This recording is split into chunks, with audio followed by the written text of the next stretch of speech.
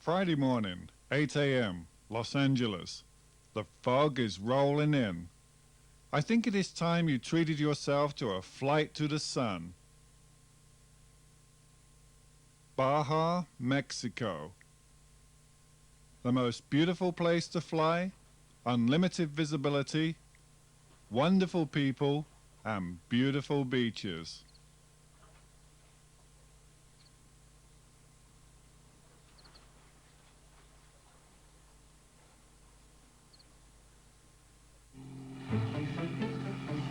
Flying down the Baja will be a wonderful experience. There are several ways you can cross the border. I normally like to land in Imperial. Imperial has Chevron fuel and the service is excellent.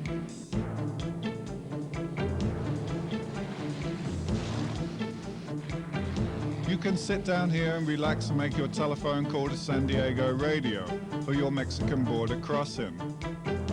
They just want to know general things on a normal flight plan, type of aircraft, fuel on board, time en route.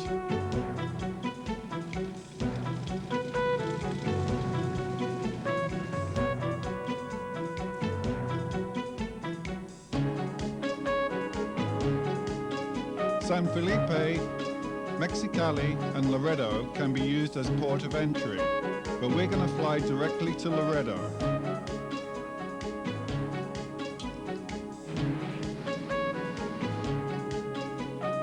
On your arrival in Laredo, the normal procedure here is to call 10 miles out. It goes something like this. Laredo Tower, Cessna 761 Hotel, Quebec, 10 miles northeast for landing. The controller will come back, ask you type of aircraft, point of departure, and he will also say, "Happy landing, sir. Welcome to Laredo."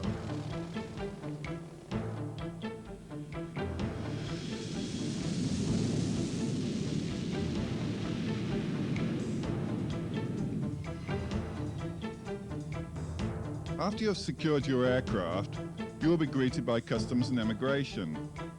Make sure you have your pilot's license, medical certificate, ownership papers, airworthiness certificate, and if the aircraft is rented from a flying club, have a notarized letter giving you permission to take the aircraft into Mexico. And don't forget your Mexican insurance. And also proof of citizenship, passport, birth certificate, military discharge. Being as Laredo is a controlled field, you'll be subject to this new air tax. This is based on miles flown and weight of aircraft. For an example, from Galexico to Cabo San Lucas round trip runs around about $144.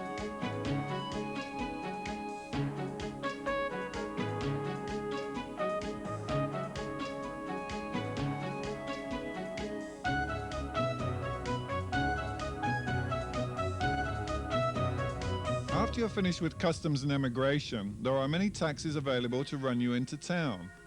The fare runs about $6 to $7, and located in the downtown area on the Cia Cortez is the Hotel Mission.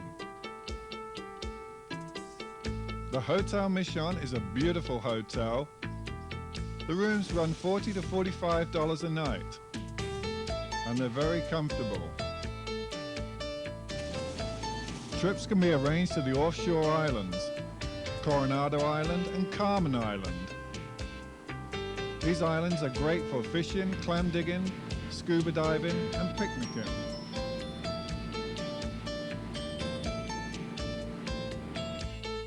Just located 10 miles south of town, you will find an amazing 18-hole golf course. This golf course is rated the 10th best in the world.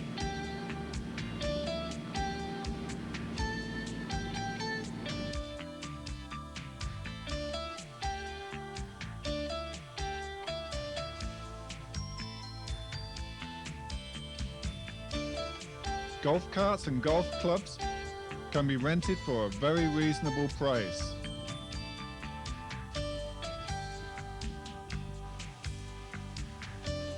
Laredo Golf Course is owned and operated by Fonatur.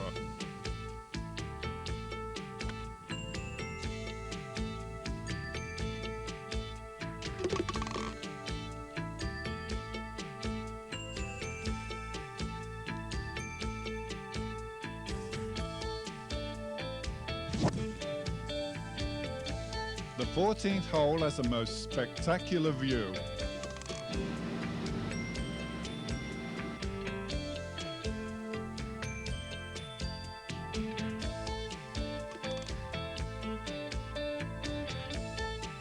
I bet you didn't think you'd get that one.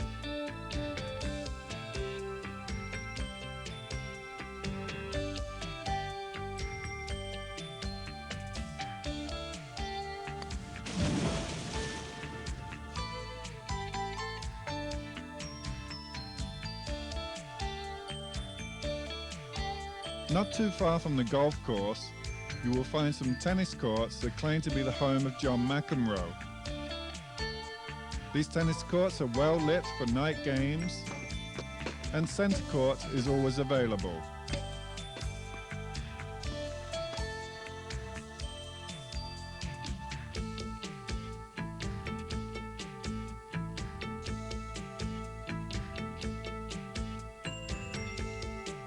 After an afternoon of golf, you return to the Mission Hotel to be entertained in the cabaret bar, or later you could take a stroll into town and visit a restaurant called El Nido's.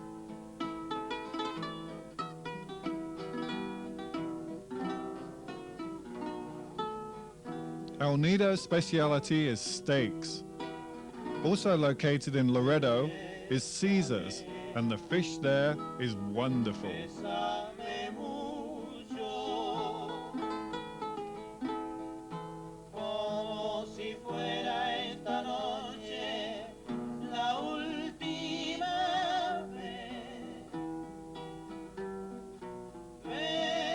There are many bars in the town of Laredo. This one is located in the Mission Hotel, where fishermen gather and tell tall stories about yellowtail, cabrilla, and marlin.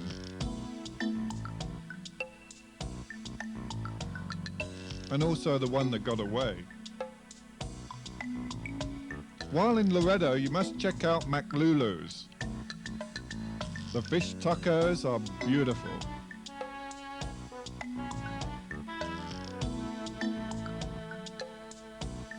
John's Pizza John's Pizza claims to be the worst pizza in the world.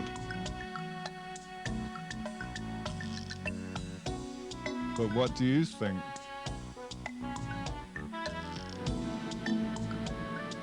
After our departure from Laredo, we're going to fly directly to Cabo St. Lucas International. It's the same procedure as arriving in Laredo, called 10 Mile Out. They'll ask you type of aircraft, point of departure. Cabo St. Lucas is located 50 miles from San Jose de Cabo International. You have to wait for a jet to come in to ride one of these buses into Cabo St. Lucas. It runs about $8 a person. Or you could rent a car. Cars run about $200 a week. But be very careful on the insurance. It is not like the United States. You can be responsible for $4,500 worth of damage.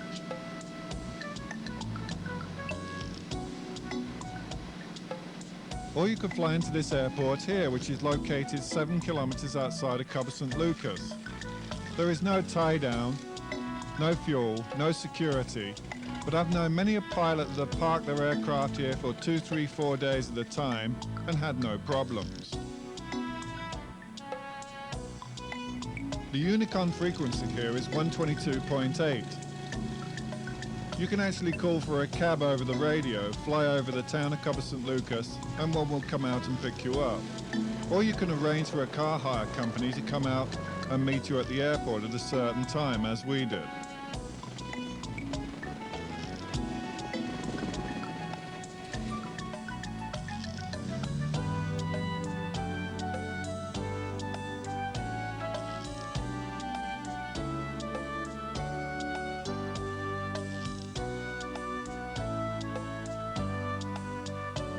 As I said, the town is located 7 kilometers south of this airport, and the road is much to be desired.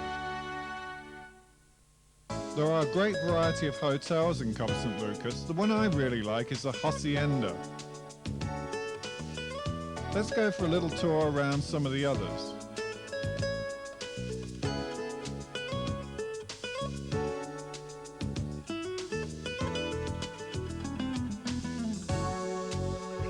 Finisterre,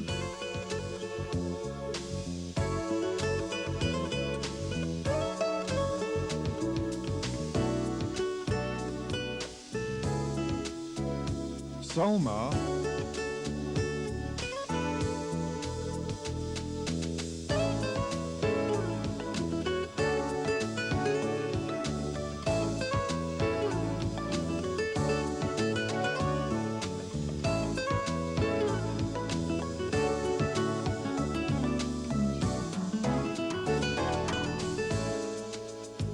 and the Twin Dolphins. Located in the downtown area, just 2 blocks from the Giggling Marlin, you will find the Mardi Cortez. This is a very reasonably priced hotel, about $40 to $45 a night. Playa Las Glorias has the most spectacular view across Cabo San Lucas Bay. This hotel runs about $100 to $140 a night.